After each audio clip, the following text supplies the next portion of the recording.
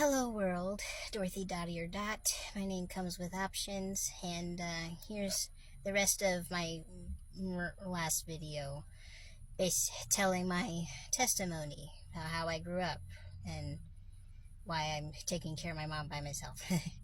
So, where I last left off, just a few minutes ago, um, uh, let's see. So yeah, my mom grew up rough. She had my brother, she had me. My dad didn't want to be in my life, neither did my brother's dad. And my mom eventually became an officer. While she was an officer, um, she met a woman, so that's where I left off.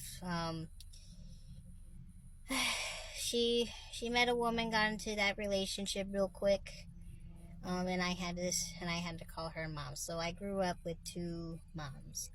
I grew up under the LGBTQ environment. Um, and now I'm 7 years old at the start of this, and of course at 7, I'm all for it because I love my mom, and my mom was saying it was okay. Of course, my grandparents and the rest of the family wasn't saying that. I grew up in the Seventh Day Adventist church, so they're definitely very strict about it. I mean, God says it in His Word. God says it in Leviticus 18:22, "Thou shalt not lie with a man as one lies with a woman." And that goes for women too. It's not just men can't sleep with men, it's women can't do it either. Like, God has His design for marriage in Genesis. Like Jesus Himself says what the design for marriage is supposed to be. Now, granted, the Pharisees were asking Jesus about divorce at the time. Still, whether it's talking about divorce or talking about the LGBTQ community, God has a design for marriage. And Jesus said, haven't you read that in the beginning God created them both male and female? He created them both, and for this purpose the man shall leave his mother and father and cling to his wife, and the two will become one flesh. So they are no longer two but one. So what God has joined together, let man not separate. So that's what Jesus told the Pharisees when they asked Him about that. So that's what the design for marriage is. And so that's what the design for marriage is. And I grew up in the Seventh Day Adventist church, and it's right to tell somebody, it is right to tell somebody that is getting into that lifestyle that that's wrong. It is right to tell them that it's wrong. Of course, me being 7 years old and only getting, I'm getting two sides of what I'm being told. I'm being told by my grandparents and everybody else that what my mom is doing is wrong and that she's gonna go to hell, blah blah blah. But not only that, my grandparents told me that I was gonna go to hell because I'm living with my mom. Now, no, that's not, that part is not how that works. Okay.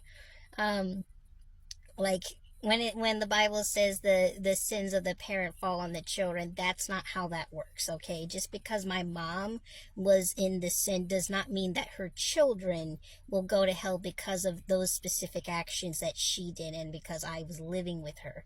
I can't help that I'm her child and that I belong to her. So no.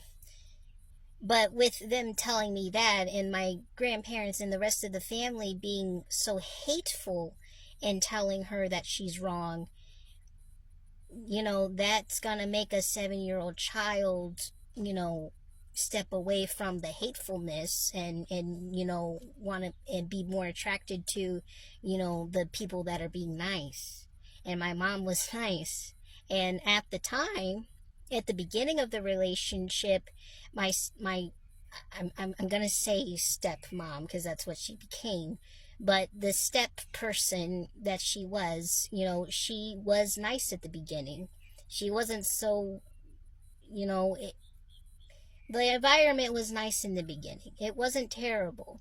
So, of course, I'm going to go to the side that seems to be nicer.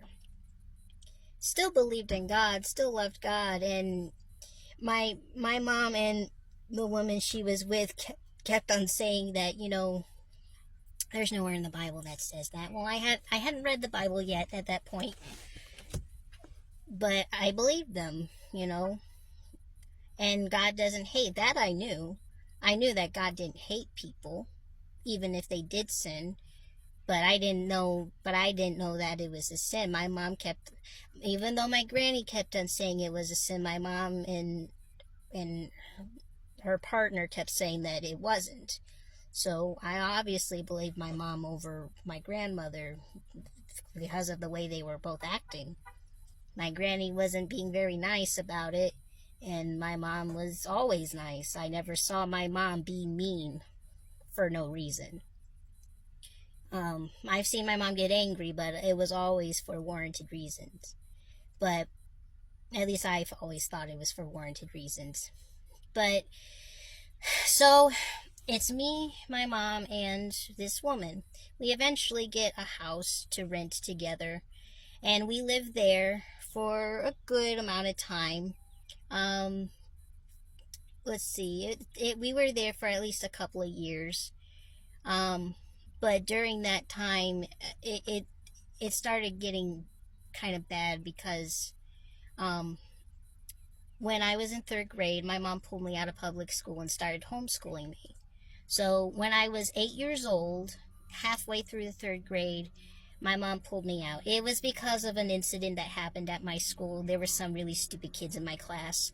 And when I told the teacher about these stupid things that these kids were doing, the teacher didn't do anything about it. So when I went home and told my mom's like, why didn't you do anything about this situation?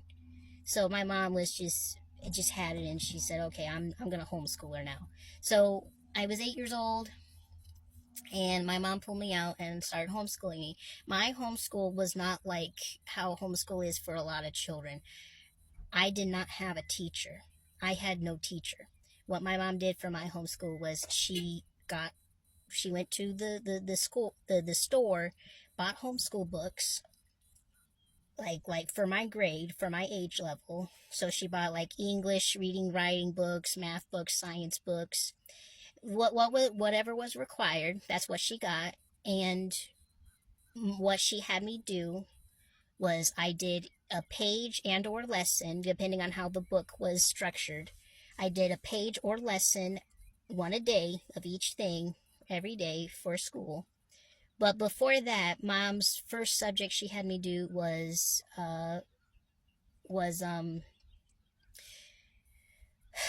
it was reading my Bible every day for 30 minutes. So 30 minutes I'd read my Bible every day, and that was my first subject. Now I didn't always read it, but eventually I thought, oh, if I don't read it, what if my mom like pop quizzes me to find out if I have? So out of fear of being caught of not reading it sometimes, because I sometimes wouldn't read it, I just sit there for wait 30 minutes to be up. But I eventually thought I should just read it so that I don't get in trouble if they ever test me on it. So I ended up reading it, and I was not a good reader at first at all. Like, I had a hard time reading, but I read it all by myself eventually. It wasn't until after that I actually got good at reading. So if you want to get better at reading, I suggest just read the Bible. You will get smarter from after reading the Bible, because I had absolutely no teacher. I had no training. I had no help. My mom was working, so she didn't have time to be home and help me with my work. And the stepmom, she also was working sometimes, or just too lazy to help me, basically. I needed to make a part 3 about this chunk of my life, because this part's pretty important, that section of my life. So I'm gonna have to make another video. So in the next one,